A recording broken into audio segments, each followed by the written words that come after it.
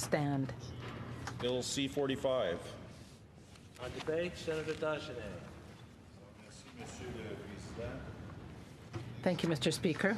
Senators, I find it very difficult to start with my criticism of Bill C-45 and to do so with any calmness, because I see that the government's representative here in the Senate is trying to limit the time for debate and our right to speak on this very important legislation.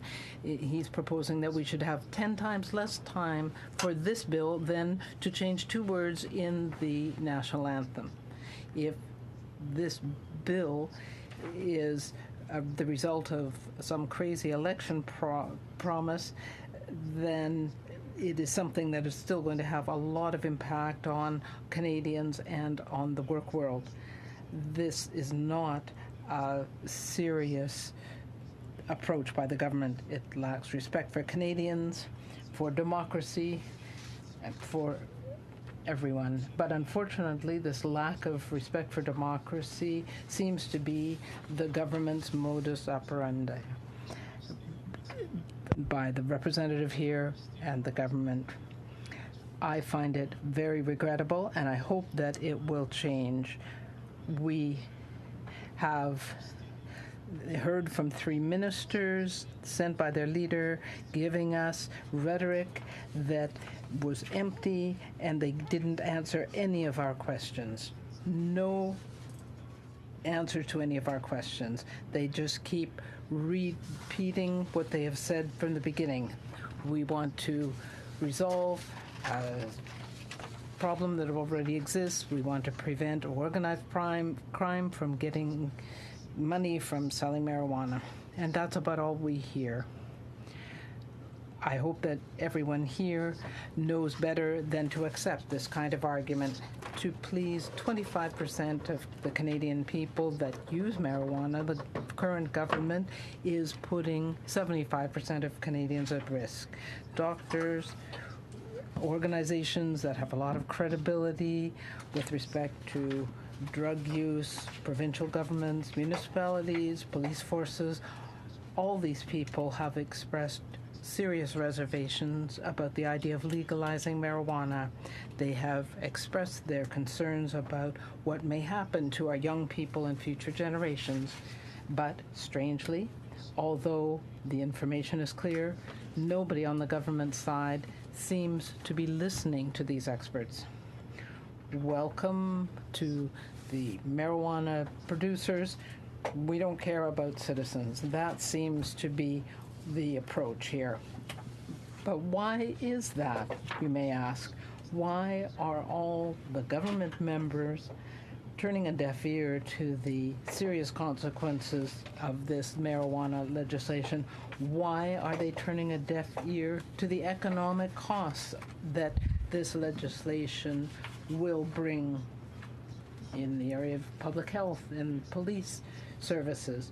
Why are they turning a deaf ear to the risk of innocent people dying because of road accidents resulting from impairment? I think that I know part of the answer, maybe the whole answer. Madam Speaker, the haste with which the government is proceeding, in fact, it seems almost like they are in a panic, is leading to panic on the stock exchanges. And nervous people are selling, the prices are going down, and I'm being serious here. It seems that a number of companies that will be growing Canadian pot are publicly traded. They are now seeing the fluctuations that happen in the market, and I think this has already been started. What will happen to them when marijuana is legalized so quickly. Some stockholders will get impatient and sell, and then the value of these stocks will go down. But who will be at risk of losing money in these marijuana companies? Former Liberal politicians, former Liberal organizers, friends of current and former Liberals. It is the big Liberal family that is involved directly or indirectly in the legal cultivation and marketing of Canadian pot. I have the impression, really, that the current government is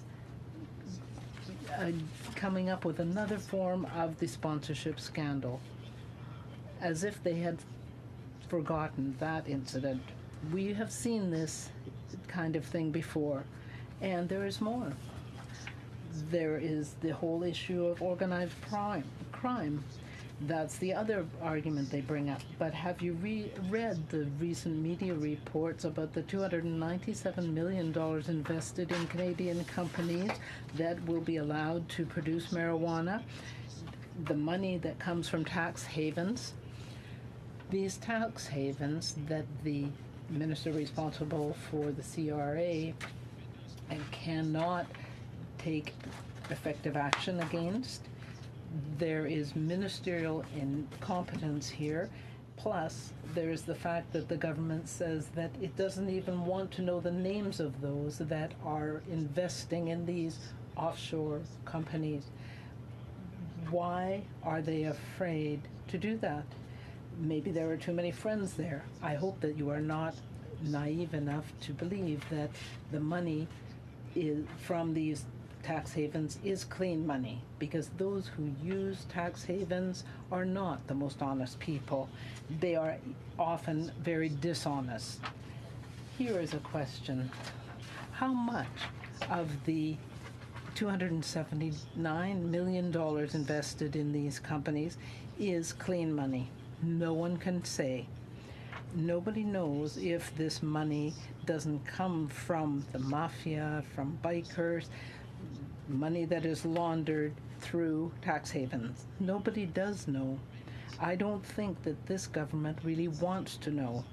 This is a contemptuous attitude toward the middle class that works hard and pays in tax. It is contemptuous because marijuana will be legalized, but tax evasion is not being dealt with. But let us come back to Bill C-45 that seems to be the priority for the government. If we believe today that legalizing marijuana is a way of fighting organized crime, we are very wrong, because it shows that we do not understand what motivates criminals, especially white-collar criminals. Organized crime is ready, and even the RCMP is telling us so. In reality, by legalizing marijuana, the government will provide organized crime a new way of laundering money. And by legalizing marijuana, the government will help develop future drug users that will get into harder drugs, and they will get their drugs from organized crime. So, way to go. People should be aware that cocaine users of other more dangerous drugs, all started by using marijuana, and organized crime will be waiting for them. So we have to be clear that bikers will not be harmed if they cannot sell marijuana. They will have a lot of money to do other illegal things. They don't have to pay tax. 24 hours a day, they can sell their products. And they do not have to worry about insurance. We know that our crown corporations will become pushers, and this is being presented as a benefit for our consumers. I will set out a few of the realities involved with C-45. We need to correct them. The government wants to legalize marijuana. That seems clear. But at least we need to have the backbone to amend and improve the legislation in order to better protect our citizens and our investments. Unless you've had your head in the sand, it seems like you must be aware of what legalizing marijuana really involves. If you know business people and employers, ask them about the problems that they will have with employees who show up for work impaired. Work accidents, absences, insurance for employees. It is not the Trudeau government that will be there to help them. If you own a transportation company trying to get your products into the United States, well, of course, there will be sniffer dogs that will be looking for pot and not smell in clothing, and the odor persists for days, and the Trudeau government won't be there to help them. If you want to drive across the border, Americans will be strict, and there will be increasing numbers of searches, and the Trudeau government won't be responsible for your waste of time. If you are a landlord, even though people are not allowed to smoke in the rental housing, you may have to take action against those that do. And you know how fast that kind of action is. So the Trudeau government won't be there to pay the lawyer's bill. I could continue for a long time, but there is no point. If you are all ready to accept this bill, there is no urgency here, and corrective action can be taken. The Trudeau government has developed irresponsible legislation and wants to offload all the responsibility on others, the provinces, municipalities, business people, and citizens. I feel that lack of responsibility has to have its limits. As senators, we have a duty to act on behalf of Canadians. In closing, let us remember that the three musketeers of Justin Trudeau that we heard from last week did not answer questions about the legal aspects and the very serious medical studies about the dangers of marijuana. When somebody does not answer the question, either he is lying or he is hiding something. So I am not beholden to this government, and I can stand up to irresponsible politicians, and I hope you can too. Thank you.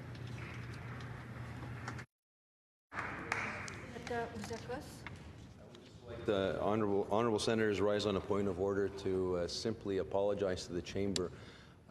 During question period, when I was addressing myself and addressing a question to the government leader, I referred to one of our colleagues, Senator Dean, as being absent in the chamber, which I just did again. So, this is just to show that it is unparliamentary language. So I do want to withdraw that from the record with leave of the chamber, apologize to the chamber. On both occasions, yes. Pardon me? Sénatrice Reguette, merci. On n'a pas besoin de vos interventions. Thank you for your intervention. Honourable Senators, I rise today to speak to Bill C-45.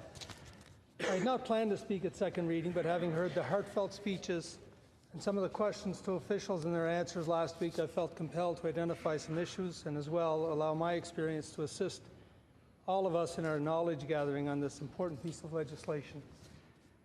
Regardless of what we heard last week in the Committee of the Whole, We must be careful in what legislation we pass in this place, in particular on such a serious issue, such as expanded drug use. To start, I will quote Minister Goodale when he said, "Right now, Canadians are among the heaviest and youngest users of cannabis in the world, to the great profit of criminals. Under the existing system, the illegal cannabis trade in this country puts at least $7 billion, that's with a B, he said, annually into the pockets of organized crime." As well, stating that Canadian law enforcement spends upwards of $2 billion every year trying to enforce what is clearly an ineffective legal regime. To break down the minister's comments, and first, I guess, being the heaviest and youngest users of cannabis, a couple of points here. Research shows that Iceland is actually #1 per capita user of marijuana, leading the USA, Nigeria, placing Canada 6 percentage points behind Iceland at 12%. I'm unsure whether he was speaking to youth or adults, as I would argue whether or not people are using marijuana is not the point. I hope he isn't trying to suggest that legalizing it will result in less people using marijuana, since there's no evidence that greater access results in less use. Maybe the minister meant that marijuana sales under a legal regime would put more money into the pockets of government. True in part, but only in part. If he was referring to Canada's youth being the largest group of marijuana users in the world, some would agree with him. But I would suggest he was speaking rather of the removal of marijuana sales money from the pockets of criminal organizations, and that the government would instead become the largest marijuana traffickers in this country. But therein lies the problem, you see. Canadian youth under 18 cannot buy marijuana legally today. It's remarkable because under this proposed legislation, they won't be allowed to buy it then either. The black market will be alive and well, as this will see the trafficking of illegal, illicit product to people under the age of 18 years. Regardless of what happens, they cannot purchase marijuana legally now, and they will not be able to under the proposed system. So any suggestion that this removes the black market marijuana is blatantly untrue. The only way someone under 18 years can buy marijuana is illegal both in activity and product. So clearly, the legalization of marijuana will have no impact on black market illegal trafficking among youth purchasers. And any suggestion here by the minister or the Prime Minister or this government is untrue. All I ask is that in this regard, people stop making this a selling feature of this legislation. Minister Goodale as well stated, illegal cannabis trade in this country puts at least $7 billion into the pockets of organized crime. I don't disagree with the statement on where the money goes, but any suggestion that this will end the illegal trade is wrong. As I explained, youth will have to purchase black market and/or illegal marijuana, as they cannot purchase legal marijuana. But as well, I'd like to point out the following, and I'll repeat some of what Senator Joyal talked about. He pointed out that companies that have received permits to produce and sell marijuana, 35 of 86 companies, are financed through what he refers to as fiscal paradise, with over $110 million coming from the Grand Caymans alone. In fact, an article from yesterday stated that one hedge fund in the Cayman Islands has seen $196 million invested in Canadian producers, or I should say producers in Canada, of an unknown origin of ownership. I'm not suggesting all the producers will be illegal entities. I would hope they would not. But the legislation offers no assurances, as my friend Senator Pratt just said, as to ownership of the entities or who is invested. I believe that Senator Joyal brought clarity to the reality of the funding of marijuana grow operations in Canada, the fact that there is little or nothing known about the source of funding. The Hells Angels, traditional organized crime, would absolutely want a piece of the pie. As the RCMP acting commissioner said in committee recently, given the involvement of organized crime in the illicit cannabis market, we do not expect that the legislation will eliminate organized crime's presence in the cannabis market. As an aside, it is probably the first time in Canadian history where an agricultural industry was not engaged by government in the future development of an agricultural product, but rather offshore corporations. Can you imagine where we would come to an agreement on a new fish stock to be harvested and ignore the fishers from across Canada? I would argue this pathway is scandalous. On the statement of the minister that this legislation will remove organized crime and illegal product, we can look to the fact, based on recent reports, where it's identified that the price of marijuana is expected to be in the $10 range. And yet other reports identifying the black market product as $7. And yet we still think the impact will be that the public will purchase from a local bud store instead of their locally trusted dealer. I don't believe it. And although the minister has said publicly that the public would rather buy it legally, I only need to say we must look no further than Ontario when a study from 2017 by the National Coalition Against Contraband Tobacco identified that 1/3 of all tobacco sold in Canada is illegal tobacco. Yet we should be so naive to think that because we legalize it, we will see legal, more expensive, and weaker product overtake the illegal black market stronger product. If we decide to legalize this, do not do so because we believe people will buy only legal product. Let's use an example. If my friend was a regular user and buying weed from his local dealer a couple of times a week for $7 a gram at 16 to 20% tetrahydrocannabinol, and now we are going to offer legal marijuana at $10 a gram plus taxes with a tetrahydrocannabinol level of 6, 7, 8, or 9%. Oh, by the way, he could order it by mail, which is a bit of a joke, really. We cannot be fooled or foolish enough to believe that my friend, and he's not really my friend, would change drug dealers, legal or not. Why would he? It'll be more expensive, less powerful. I come from Cape Breton Island, where there's a reason moonshine still preys upon Cape Bretoners. It's the word. It's because it's cheaper and more powerful. It doesn't work for tobacco, and you can buy cigarettes anywhere and everywhere, let alone marijuana, where locations of legal sales will be limited. Meanwhile, the illegal dealers are in every town, every city, every street, accessible 24 hours a day. They'll bring it to your home, cheaper and better. Oh, and on the mail option, we only have to look at jurisdictions where alcohol is limited to advance orders. The illegal market thrives. You can look to Nunavut, Northwest Territories, and the Yukon as evidence. On the response to a question last week from the Minister of Public Safety, he stated, Canadian law enforcement spends upwards of $2 billion every year trying to enforce what is clearly an ineffective regime. I will offer that no money is expended directly by police officers in this country for simple possession of marijuana. And I'll explain my statement in a few moments. But I do want to say that the police going forward will be very busy battling the black market industry of sales. Cheap marijuana sold to adults, all marijuana sold to youth will have to be investigated. As well, illegal grow operation. So where will the savings come from? We'll spend as much or more in the future than the past. That's why the police chiefs and municipalities are saying they will need added resources, not less under the proposed regime. Now, about the minister's comments on police investigations. The reality is the police have not targeted for simple possession of marijuana in a long time.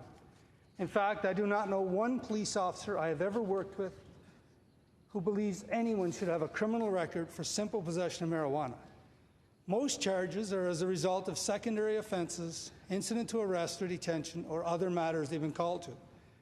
Teenagers in Canada use cannabis, I'm told, more than any other country, according to this new study. In fact, the Canadian Association of Chiefs of Police asks successive governments to bring in a ticketing scheme, thereby effectively removing the criminality of simple possession. The government has not even responded to that suggestion. But if you understood the process needed and required by law to follow, you would quickly understand that the reality is that an officer walking into a park where two people are smoking marijuana would in all likelihood have their marijuana crushed under the officer's heel. The process is such that it is seldom efficient or effective for the law to be used beyond a warning unless another offense is being committed. Charging someone with marijuana possession requires hours worth of work. Seizure of the substance, often shipping the substance to Health Canada to prove it is actually marijuana, the pending criminal case and all of its requirements. Whereas the same two individuals having a beer will likely receive a ticket. In all likelihood, people smoking marijuana will receive a ticket in the future under provincial legislation. far more harsh than they receive now because, not unlike public alcohol consumption, marijuana use is expected to be regulated publicly as well in most provinces. Now, I'm not arguing that we should criminalize simple possession charges. I haven't believed that for 15 years. But rather that where we are going will not change what the police are doing, but rather change the result of what they are doing, often leading to a fine where today they're most often already receiving a warning. So how did we get here? The truth is that our current Prime Minister made a commitment to legalize marijuana, and to be fair, I get it, it's popular. After all, we're frustrated that people have received criminal records for possession in the past. So the government strikes a task force, and on June 30th, 2016, the Minister of Justice and the Attorney General of Canada, Minister of Public Safety and Emergency Preparedness, and the Minister of Health announced the creation of this 9-person task force on cannabis legalization and regulation. They had a mandate.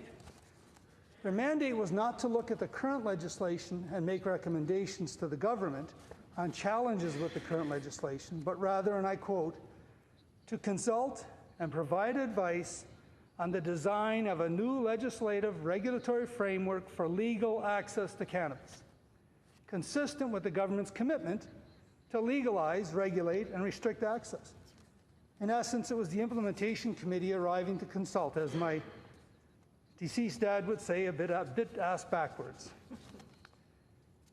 Now, I am not arguing that our current legislation works. I've been arguing that it doesn't work for 15 years. I'm not arguing that the results we see with the current legislation is what we should want. This task force was not given free rein to decide our future, but rather asked to show a pathway to justify why the announcement of the government was right in the first place. Pave a path to legalization rather than challenge the status quo. In fact, we should look at what was being said by the Prime Minister at the time. I can absolutely confirm that we are moving forward on a framework to regulate and control marijuana to protect our kids, keep our communities safer from organized crime.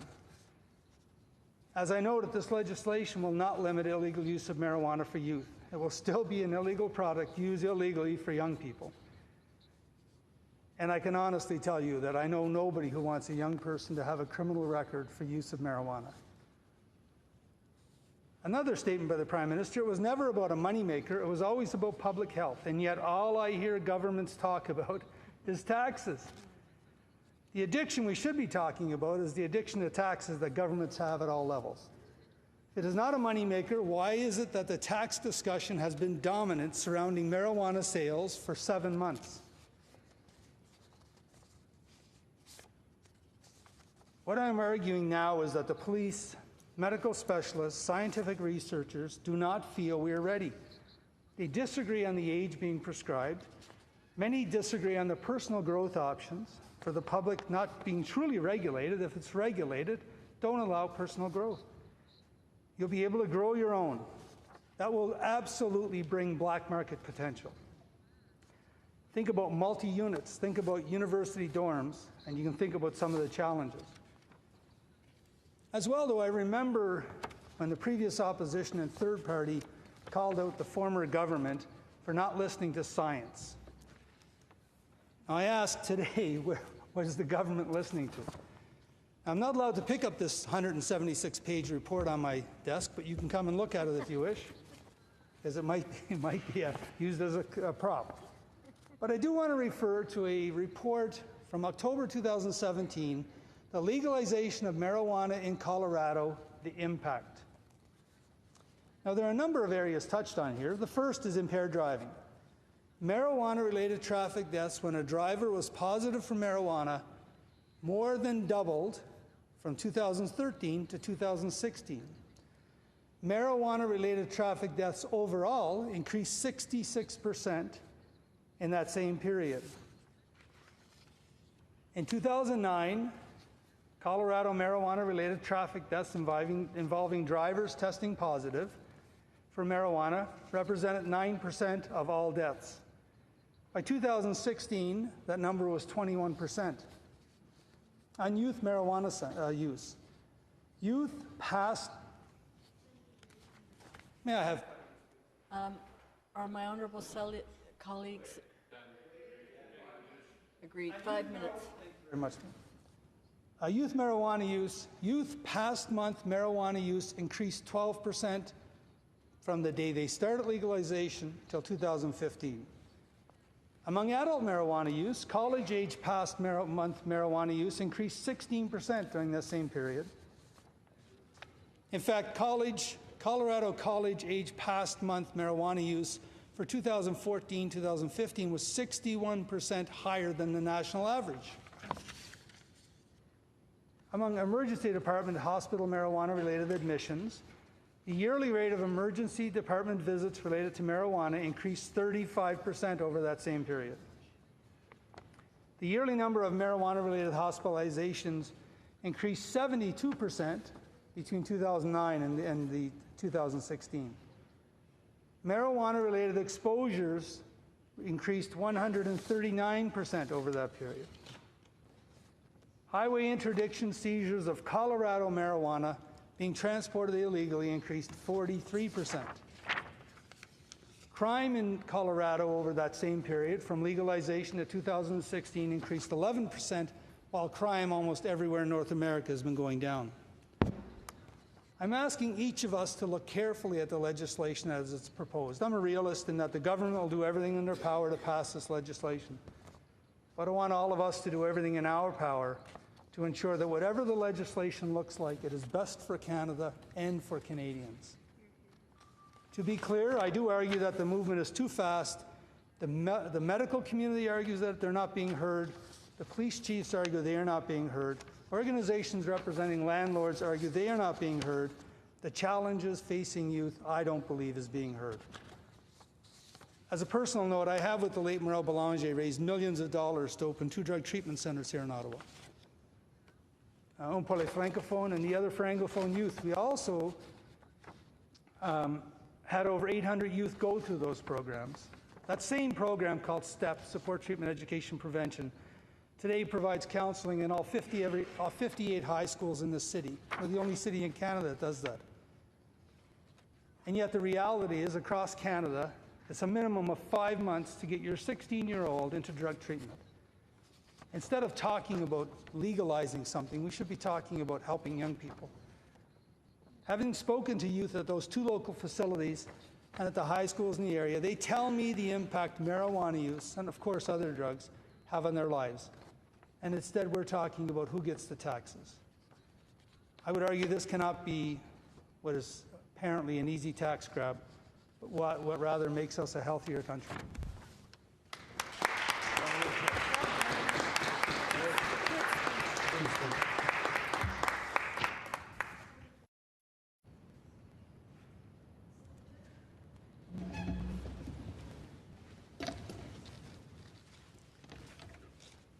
Thank you, Madam Speaker.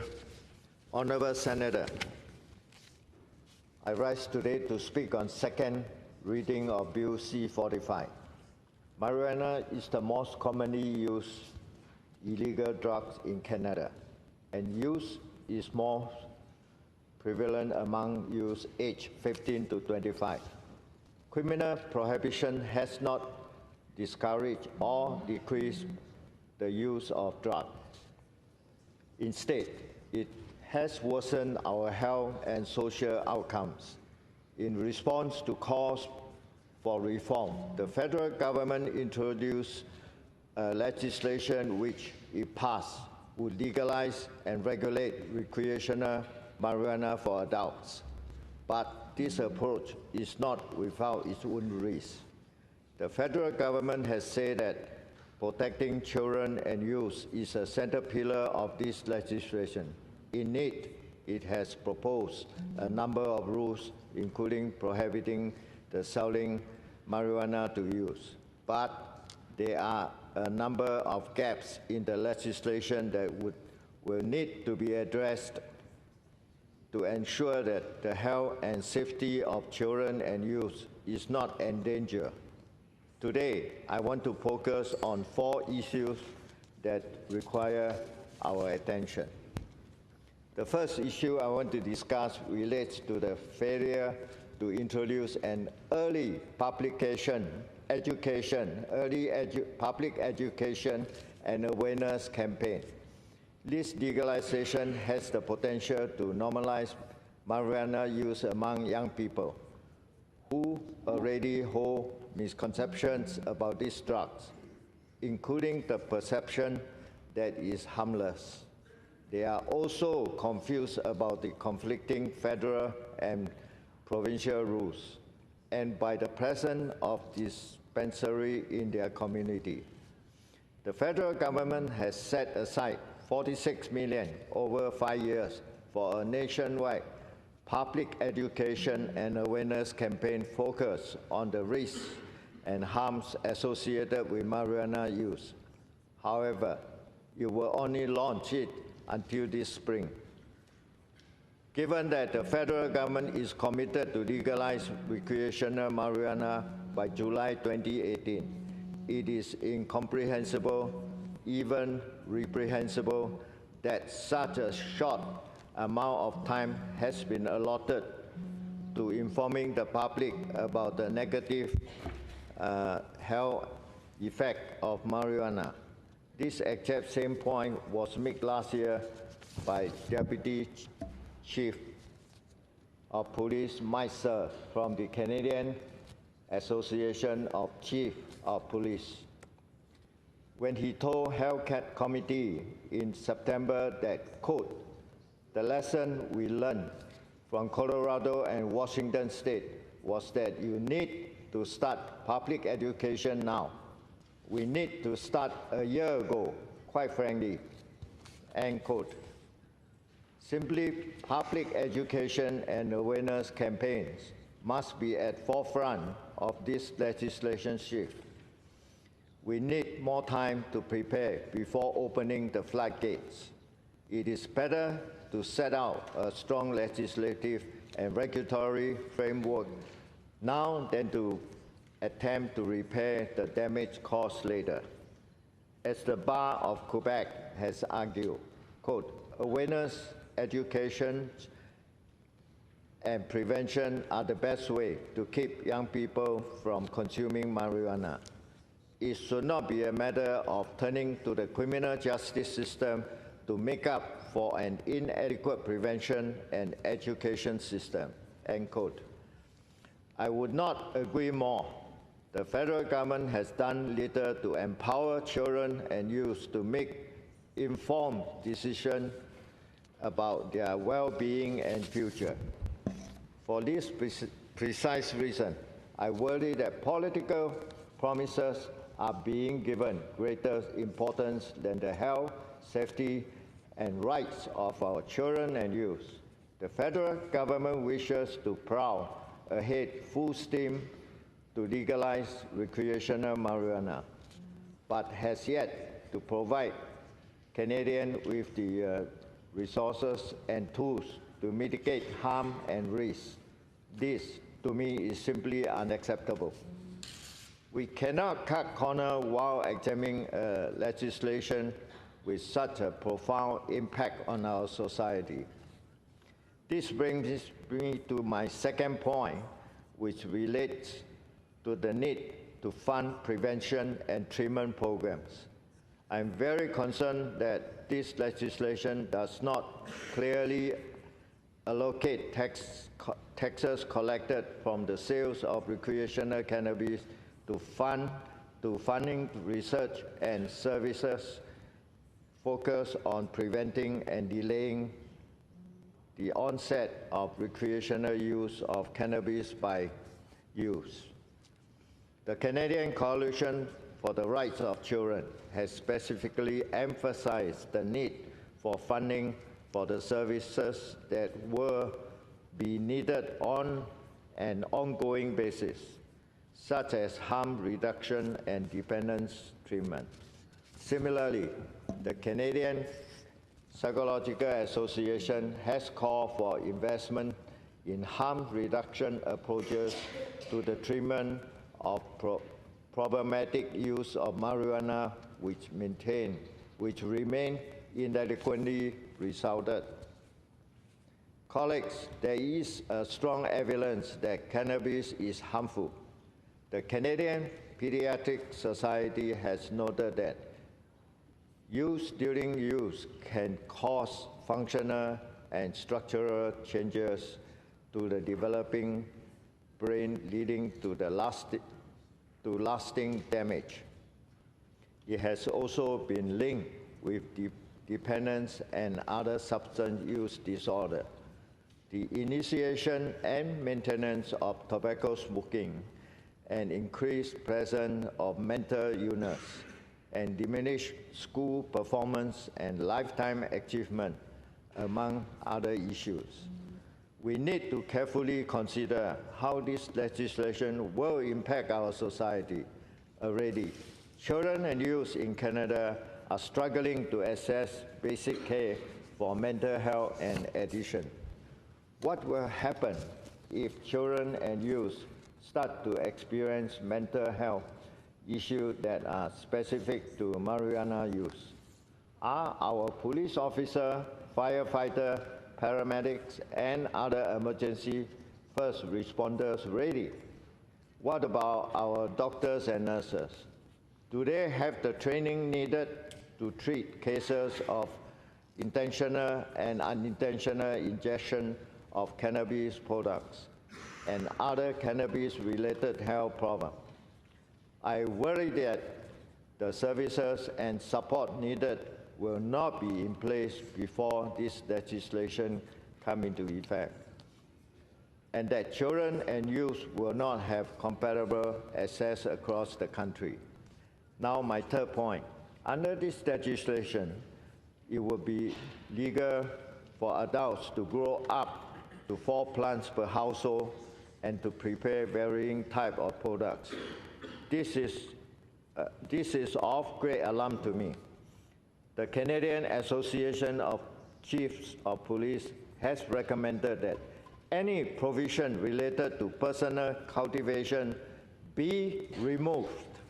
The association maintains that this practice would place a great strain on law enforcement because overproduction and the manipulation of growth patterns. It would furthermore undermine the objective of establishing a highly regulated and controlled system and run counter to the objective and protecting children and youth due to the risk of increased exposure and consumption. I share the same opinion. There are serious health effects associated with growing marijuana at home, including exposure to mold, carbon monoxide, and chemicals.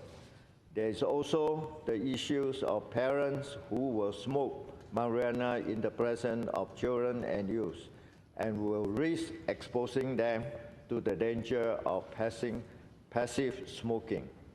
One study found that children aged 1 month to 2 years old who have been exposed to secondhand smoke or vapor at home had traces of marijuana chemical in their urine. The author suggested that such exposure may lead to an increased risk of virus infection, asthma, and other respiratory illnesses, as well as to developing chronic conditions later in life. Another issue that concerns me is edible. Adults will be able to legally prepare them at home as soon as this legislation comes into effect. In my opinion, not only should edible be dealt with in a separate piece of legislation, but education will be certain to preventing misuse. It will be very difficult to ensure that homemade products are regulated and to maintain storage, potency, and quality control procedures in place. These products pose serious health risks because users tend to overeat to compensate for a long absorption time. Some users may experience serious anxiety attacks and psychotic-like symptoms as a result. Researchers have also found an increase in the rates acute medical care, hospitalization in jurisdictions that legalize marijuana, In Colorado, the number of emergency department and urgent care records for 13 to 21 years old increased from 146 in 2005 to 639 in 2014. Moreover, the rates of unintentional ingestion in children 9 years and younger increased by 34% from 2009 to 2015. Eligible products were responsible for 51% of exposures. Which leads me to my final point, number 4. It is estimated that the level of THC content has increased between 10 to 30 fold since the 1970s. These trends raise concerns that the consequences of marijuana use may be worse today. There is still a lot we do not know about the health impact and high-potency marijuana. However, there is evidence that it is more harmful than weaker strains. One study found that using high-potency marijuana, also known as skunk, can damage the white matter nerve fibers responsible for communication between the two sides of the brain.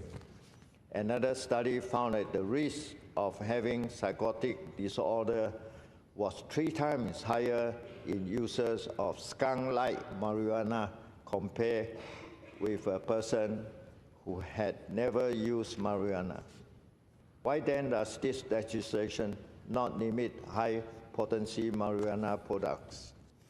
I would argue that this would be more conducive to advancing public health and safety. In conclusion, the legislation of recreational marijuana will have a negative impact on the health and welfare of our present and future generation.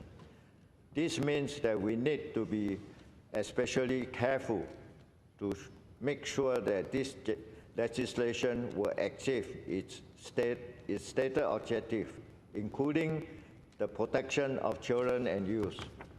Colleagues, we will, after all, be held accountable for the decision that we take today, especially if this decision prevents current or future generations from becoming healthy, productive, and engaged citizens of Canada. Thank you.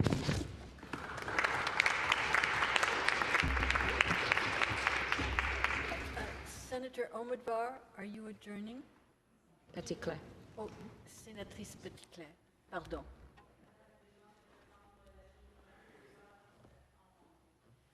L'honorable sénatrice Petitclerc propose, appuyée par l'honorable sénateur Lincoln, que la suite du débat soit renvoyée à la prochaine séance du Sénat.